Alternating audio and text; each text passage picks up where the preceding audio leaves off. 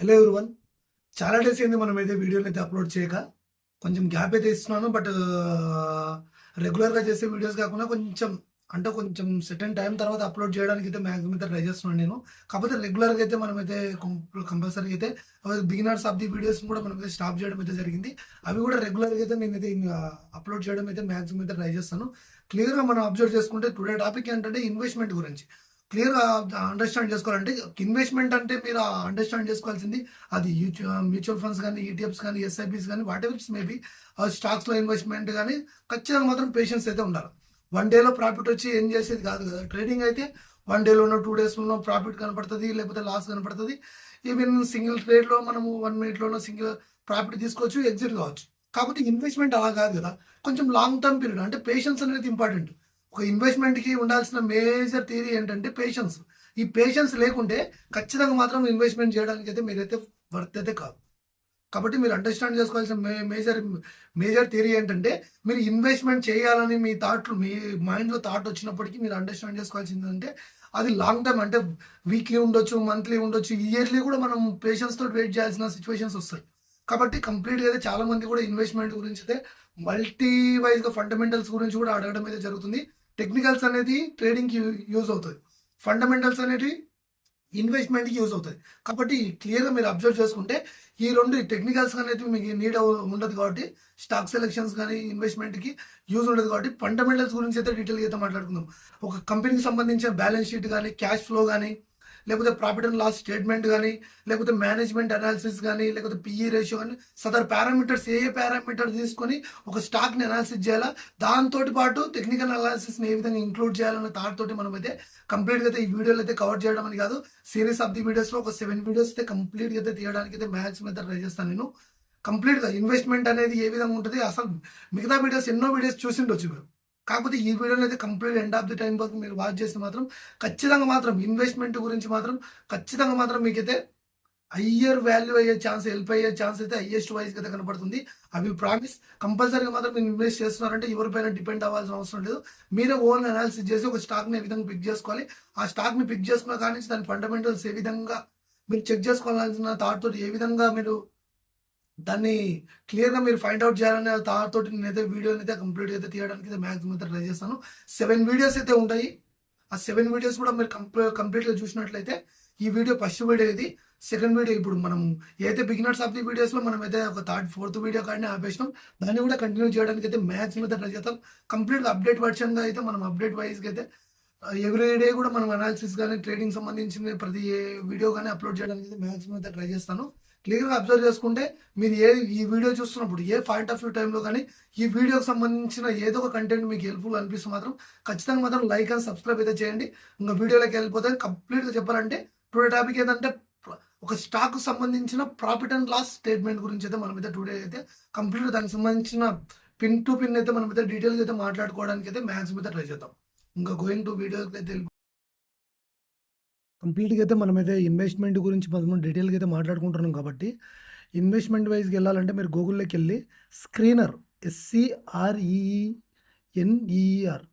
అంటే ఇది స్క్రీనర్ అనే వెబ్‌సైట్‌లోకి వెళ్తే ఫస్ట్ వచ్చే ఏదైతే ఫస్ట్ అయితే స్క్రీనర్ వెబ్‌సైట్ ఉందో దాన్ని ట్యాప్ చేసినట్లయితే కంప్లీట్‌గా అయితే ఇక్కడైతే సెర్చ్ ఫర్ ఏ కంపెనీ, ఒక కంపెనీ గురించి సెర్చ్ చేస్తే దానికి సంబంధించిన డీటెయిల్స్ వస్తాయి. ఇలాగ రాడికో కటీనా ఎల్టీడీ అని చెప్పేసి ఒక కంపెనీ అనేది మనమైతే ఇట్లా ఓపెన్ చేసినట్లయితే దాంట్లో profit and loss, balance sheet, cash flow, ratio, investors documents ఇవన్నీ ఉన్నాయి.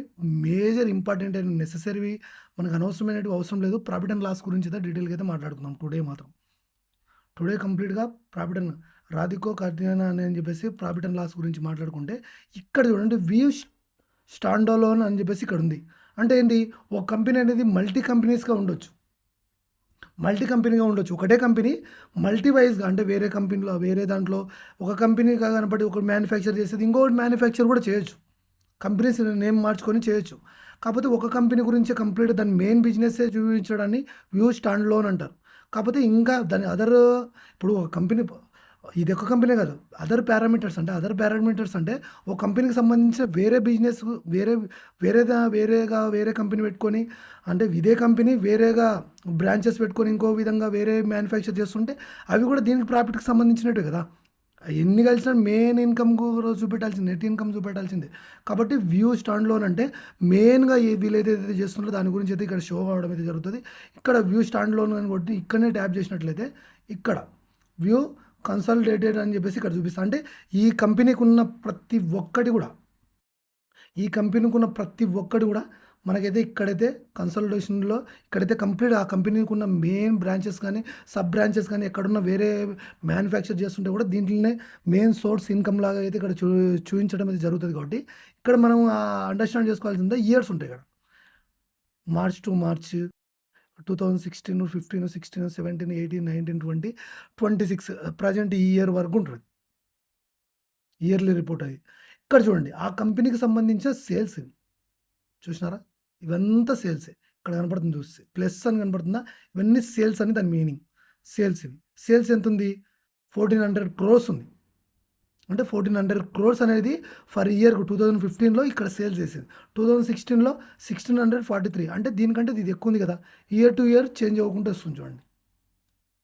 ఇయర్ టు ఇయర్ చేంజ్ అవ్వకుంటూ పెరుగుకుంటూ వెళ్తుంది. అంటే ఏంటి, దీంట్లో సేల్స్ అనేవి increase year to year compare చేసుకుంటే ఇంక్రీజ్ అవ్వకుంటూ వెళ్తుంది చూడండి. ఇదంతా ఇంక్రీజ్ అవ్వకుండా దీంతో కంపేర్ చేసుకుంటే ఇది ఎక్కువ, దీంతో కంపేర్ చేసుకుంటే ఇది ఎక్కువ, దీంతో కంపేర్ చేసుకుంటే ఇంకా 2026లో 6050 crores అయితే ఇక్కడ ప్రజెంట్గా అయితే వీళ్ళైతే సేల్స్ అయితే చూపిస్తున్నారు ఈ కంపెనీకి సంబంధించిన. ఇక్కడ చూసుకుంటే ఎక్స్పెన్సెస్ అంటే ఏంది, 1400 crores సేల్ చేయడానికి వాళ్ళకి ఎంత ఖర్చులు వచ్చినాయి? 1220 crores అనేది వాళ్ళకైతే ఎక్స్పెన్సెస్ ఖర్చులు అయినాయి. అది ఆ ఫ్యాక్టరీకి సంబంధించిన సేల్స్ కావచ్చు, ఎవరైతే ఎంప్లాయీస్కి సంబంధించిన శాలరీస్ కావచ్చు, మిషనరీకి సంబంధించిన ఎక్స్పెన్సెస్ ఖర్చులు ఉండొచ్చు, లేకపోతే ప్రమోటర్కి సంబంధించిన ఏదైనా దానికి సంబంధించిన ఖర్చులు ఉండొచ్చు. అన్ని ఖర్చులన్నీ ఎక్స్పెన్సెస్ అన్నీ ఇక్కడైతే మెన్షన్ చేయడం అయితే జరిగింది. మీరు అబ్జర్వ్ చేయాల్సిన థింగ్ ఏంటంటే సేల్స్ కంటే ఎక్స్పెన్సెస్ తక్కువ ఉండాలి. అంటే ఏంటి అంటే సేల్స్ అంటే మనం సేల్స్ అమ్మడం కంటే ఏవైతే ఖర్చులు అనేవి తక్కువ ఉండాలి. సేల్స్ కంటే ఖర్చులు ఎప్పుడైతే తక్కువ ఉంటాయో ఆ కంపెనీ గుడ్ గ్రోత్ ఉన్నట్టు, అంతే కదా. ఏదైతే ఖర్చులు ఎక్కువ ఉన్నాయనుకోండి, ఇక్కడ ఆదాయం తక్కువైతే ఏమైతుంది? ఆ సేల్స్ అంటే ఏంది, ఆదాయమే కదా, ప్రాఫిటే కదా. ఇక్కడ ఎక్స్పెన్సెస్ కంటే సేల్స్ తక్కువ ఉందనుకో, దాని మీనింగ్ ఏంటి, అప్పులలో ఉన్నట్టు కంపెనీ, అంతే కదా. ఖర్చులు ఎక్కువ ఉన్నాయంటే ప్రాఫిట్ తక్కువ ఉన్నట్టే కదా, ప్రాఫిట్లో లేనట్టే కదా.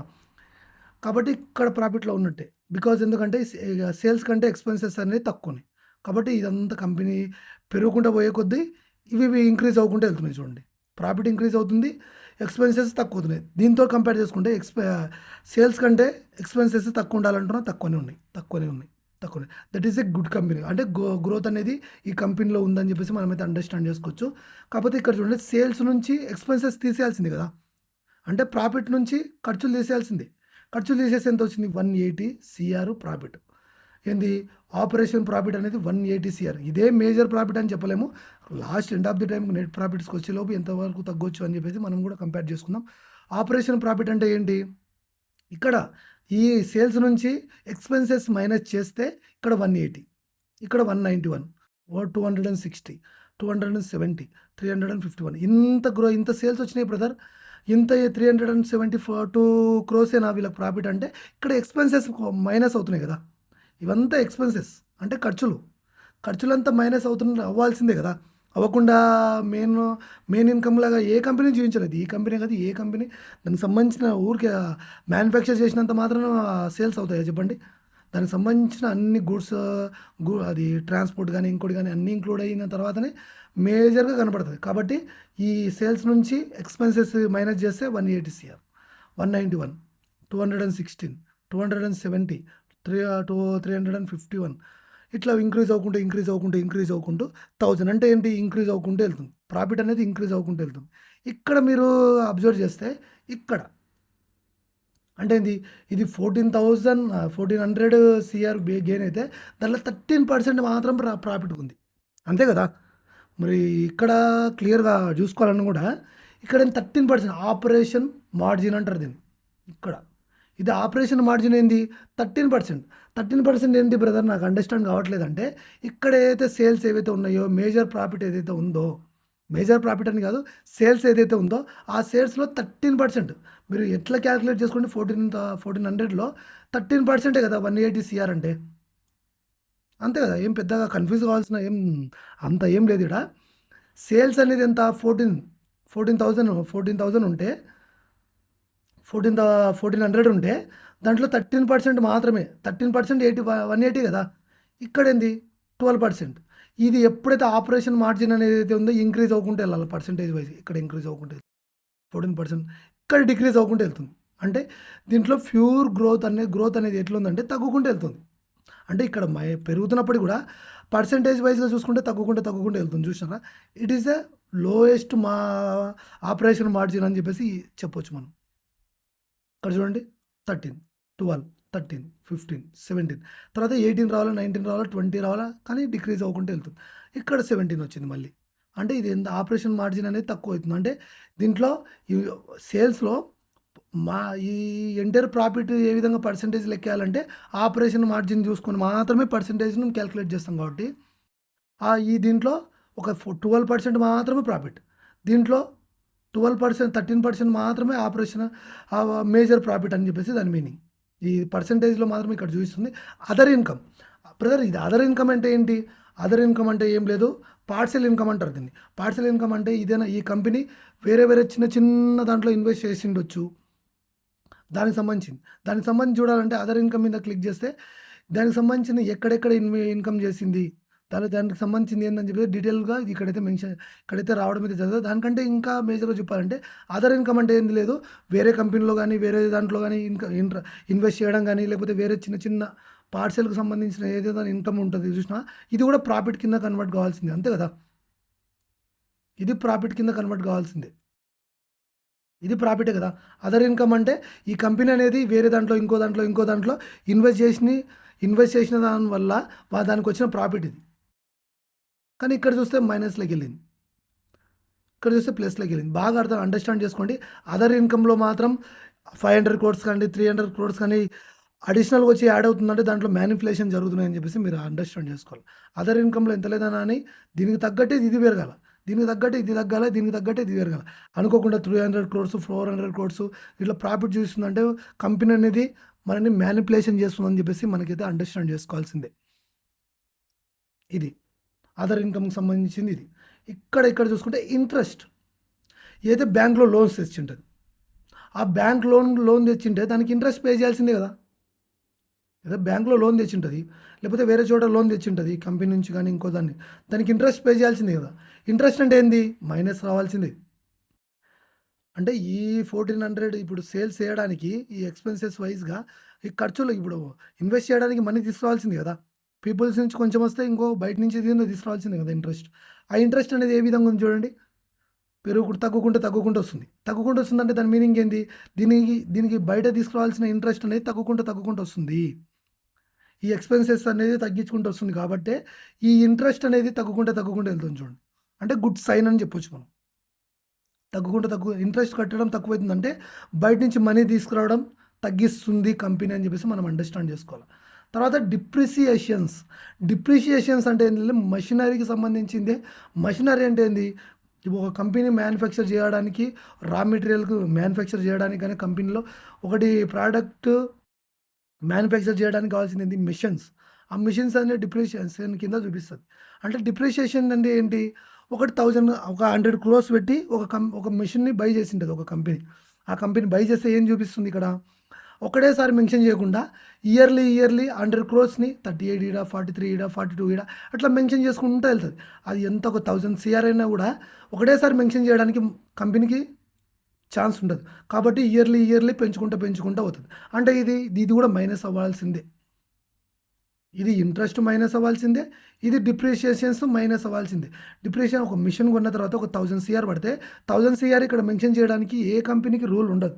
కాబట్టి ఇయర్లీ కొంచెం పెంచుకుంటూ పోయి ఆ 1000 CRని ఫుల్ఫిల్ చేస్తుంది. That is the depreciations. తర్వాత ఏంటి, ప్రాఫిట్. క్లియర్గా అర్థం చేసుకుంటే ఇవన్నీ మైనస్లు ప్లస్లు వెళ్ళిపోయిన తర్వాత ఈ ట్యాక్స్తో ఇంక్లూడ్ చేసుకొని 87, ట్యాక్స్ కాకుండా బిఫోర్ ట్యాక్స్ అంటే ట్యాక్స్ పడకముందుకు 87 CR, 99, 109 ఇవంతా ఇంక్రీజ్ అవ్వకుండా వెళ్తుందంటే ప్రాఫిట్ వస్తుంది. అంటే ఎంటైర్ గ్రోత్ అని చెప్పేసి ఒకసారి ట్యాక్స్ వెళ్ళిపోవాలి కదా, 22% ట్యాక్స్ వెళ్ళిపోతుంది, 26 ట్యాక్స్ ఏ కంపెనీ అయినా వచ్చిన ఇన్కమ్‌కి ట్యాక్స్ పే చేయాల్సిందే. ఈ 25%, 23% ఎప్పుడైనా గానీ ట్యాక్స్ అనేది ఇంక్రీజ్ అవ్వకుంటూ వెళ్ళకూడదు. ఇక్కడ చూడండి లోయర్ లెవెల్‌గా ఉంది కాబట్టి it is a good sign. Tax అనేది కొంచెం లోయర్ లెవెల్‌గానే ఉంది. ఇవన్నీ ఎళ్ళిపోగా మొత్తం మైనస్‌లు, ప్లస్‌లు తీసేయగా సేల్స్ అనేటివి ఇంతొస్తే దాంట్లో మొత్తం మైనసేయగా, ఎక్స్‌పెన్సెస్ తీసేయగా, అదర్ ఇంకా అది ఇంట్రెస్ట్ తీసేయగా, డిప్రిషియేషన్ తీసేయగా నెట్ ప్రాఫిట్ అనేది 68 క్రోర్స్, 73 క్రోర్స్, 80 క్రోర్స్ ఇది రియల్ ప్రాఫిట్. ఇంత 1400 సీఆర్ ప్రాఫిట్ వస్తే ఈడికొచ్చేలోపు ఎంత అవుతుంది చూడండి. ఇక్కడ 1600 వస్తాయి, ఇక్కడ 80 వచ్చింది. ఇక్కడ 2800 వస్తాయి, ఇక్కడ 252. ఇది నెట్ ప్రాఫిట్ అంటారు. అంటే మైనస్లు ప్లస్లు పోగా మైనస్లు తీసేయగా వచ్చిన ప్రాఫిట్ అనమాట. ఎక్స్పెన్సెస్ నుంచి తీసేస్తే ఇది మళ్ళీ దాని నుంచి అదర్ ఇంట్రెస్ట్ పే చేయగా, డిప్రిషియేషన్ తీసేయగా ఈడికి వస్తే మళ్ళీ దాంట్లో ఇంట్రెస్ట్ ట్యాక్స్ అంతా కట్ అయ్యాక లాస్ట్ 68 సీఆర్ అనేది ప్రాఫిట్గా వస్తే కూర్చోవడం అయితే జరుగుతుంది. ఇదంతా అంతే. నెట్ ప్రాఫిట్ అనేది ఇక్కడ ఇంక్రీజ్ అవుతుంది. అస్సలైన ప్రాఫిట్ ఇది. అస్సలైన ప్రాఫిట్ అంటే ఇదే. ప్రాఫిట్ అండ్ లాస్ స్టేట్మెంట్‌లో చూడాల్సింది నెట్ ప్రాఫిట్‌ని చూడాలి. అది మాత్రమే నెట్. ఇక్కడ డివిడెండ్ పే అవుట్ ఉంది. అంటే ఈ 68 రియల్ ప్రాఫిటా? కాదు. ఇప్పుడు డివిడెండ్ పే అవుట్ అంటే తెలుసు కదా! ఎవరైతే అకౌంట్ అది ఏదో షేర్స్ హోల్డ్ చేస్తున్నారో, ఇంకోటి చేస్తున్నారో వాళ్ళకు ఇయర్లీ ఒక కంపెనీ అనేది ఏం చేస్తదంటే పే అవుట్ ఇస్తది. డివిడెండ్ అంటారు దాన్ని. ఆ డివిడెండ్ ఏంది? దీంట్లో 68 సీఆర్‌లో 16% పే అవుట్ ఇస్తది. తర్వాత 14%, 13%, 11%, 9%, 12% ఇవంతా ఈడొచ్చిన ప్రాఫిట్‌లో ఇవన్నీ పర్సెంటేజెస్ అంతా తీసేయాలి కదా! పే అవుట్ అంటే ఏంటి? అంటే మైనస్ కావడమే. షేర్స్ ఎవరైతే హోల్డ్ చేస్తున్నారో ఆ షేర్స్ హోల్డ్ చేసిన వాళ్ళకు డివిడెండ్ పే అవుట్ ఇస్తది. కంపెనీ ఏ కంపెనీ అయినా గానీ what ever it's which company definitely it's will be pay out. అంటే కంపల్సరీ పే చేయాల్సిందే. దాన్నే డివిడెండ్ పే అవుట్ అంటారు. అది ఈ ఏదైతే నెట్ ప్రాఫిట్ నుంచి 16% అయితే ఏవైతే అకౌంట్ హోల్డర్స్ గానీ, అది షేర్స్ హోల్డర్స్ గానీ, ప్రమోటర్స్ గానీ, ఇంకోరు గానీ వాళ్ళకి మాత్రం పే చేయాల్సిందే దీంట్లోంచి. ఇక్కడ మీరు క్లియర్‌గా అబ్జర్వ్ చేస్తే ఏదైనా ఆపరేషన్ మార్జిన్ అనేది ఇంక్రీజ్ అవ్వకుంటూ వెళ్ళాలి. అదేవిధంగా ఇంకోటి మీరు అబ్జర్వ్ చేస్తే ఇంట్రెస్ట్ అనేది ఒక తగ్గుకుంటూ డిక్రీజ్ అవ్వుకుంటూ వెళ్ళాలి. వెళ్ళిందా? డిక్రీజ్ అవ్వకుంటూ వెళ్ళింది. మళ్ళీ ఈడ ఇంక్రీజ్ అయింది. ఈ నుంచి 24 నుంచి ఇంక్రీజ్ అవ్వకుంటూ వెళ్ళింది. ఇది డిప్రిషియేషన్స్ అనేటివి ఏంటి? ఒక 1000 సీఆర్ అనేది 10,000 సీఆర్ తెచ్చినా కూడా వాళ్ళు ఇయర్లీ ఇంత మెన్షన్ చేసుకుంటూ వెళ్తారు. అది. డివిడెండ్ పే అవుట్ అనేది 60%, 14%, 13%, 11%, 9% అనేది డివిడెండ్ పే అవుట్ అనేది ఇయర్లీ ఇచ్చుకుంటూ వెళ్తది. ఇది డివిడెండ్ పే అవుట్ అంటారు దీన్ని. క్లియర్‌గా మీరు ప్రాఫిట్ అండ్ లాస్ స్టేట్మెంట్ చూడాలంటే ఇయర్లీ సేల్స్ కంటే ఎక్స్‌పెన్సెస్ తక్కువుండాలి. అదర్ ఇన్‌కమ్ కన్నా ఖచ్చితంగా ఉండాలి. ఆపరేషన్ మార్జిన్ అనేది పెరుగుకుంటూ ఎళ్ళాలి. అదర్ ఇన్‌కమ్ అనేది ఖచ్చితంగా మాత్రమే ఒక కంపెనీకి అనేది ఉండాలి. అది మైనస్‌లోకి వెళ్ళిపోకూడదు. ఇక్కడ మైనస్‌లోకి వెళ్ళిపోయింది చూడండి. ఇక్కడ మైనస్‌లోకి వెళ్ళిపోయింది. అదే అదర్ ఇన్‌కమ్ అనేది తగ్గుకుంటూ వెళ్తుంది అని దాని మీనింగ్. ఇంట్రెస్ట్ రేట్ అనేది తగ్గుకుంటూ డిక్రీజ్ అవ్వుకుంటూ వెళ్ళాలి. ఈ పారామీటర్. ట్యాక్స్ అనేది ఒకటే లెవెల్‌గా ఒకటే లెవెల్‌గానే ఉండాలి. ఎక్కువ పెరగకూడదు, తక్కువ పెరగకూడదు. అదర్ ఇన్‌కమ్‌లో 500 సీఆర్, 1000 సీఆర్ వచ్చి ఇంక్లూడ్ అవ్వకూడదు. 300 సీఆర్, 100 సీఆర్ కూడా ఇంక్లూడ్ అవ్వకూడదు. తర్వాత డివిడెండ్ పే అవుట్ అనేది ఇయర్లీ ఇంక్రీజ్ అవ్వుకుంటూ వెళ్ళాలి. ఎందుకంటే డివిడెండ్ పే అవుట్ ఇచ్చినప్పుడే కదా మార్కెట్‌లో మంచి ప్రాఫిట్‌లు ఎర్న్ చేయడానికి పాసిబిలిటీస్ ఉంటాయి. అంతే కదా!